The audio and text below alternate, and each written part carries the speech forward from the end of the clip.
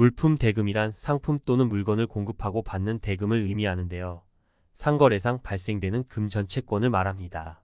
이처럼 거래관계에서 발생하게 된 채무인 물품 대금은 거래처가 대금 결제 약속을 미루게 되면 회사의 운영에 큰 차질이 생길 수도 있습니다. 특히나 미수금 회수 문제 중에서도 물품 대금과 같은 상사채권은 채무자가 파산하거나 폐업, 도산해버리면 회수가 불가능해질 수 있기에 채권자의 빠른 대처가 중요합니다. 이번 시간에는 물품 대금 소멸시효 및 채권 추심에 대해 자세하게 살펴보도록 하겠습니다. 물품 대금 청구권의 소멸시효는 어떻게 되나요?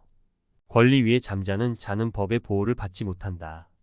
라는 말은 일정 기간 동안 채권자가 권리 행사를 하지 않을 경우 그 권리는 소멸한다는 내용으로 소멸시효 관련 법원의 실체화라고 볼 수 있습니다. 일반 상사채권의 소멸시효는 5년입니다. 다만 물품대금, 공사대금, 용역대금 등의 상거래 채권은 소멸시효가 3년으로 굉장히 짧기에 주의하셔야 합니다. 다만 민사채권과는 다르게 상사채권은 판결문 등의 집행권은 없이도 추심 가능하니 참고하시면 됩니다. 내용 증명을 보내는 것이 도움이 될 수 있나요?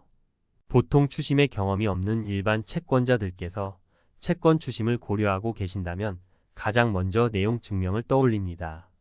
내용 증명은 이런 내용의 문서를 언제 누구에게 발송하였다는 것을 우체국장이 증명해주는 제도입니다.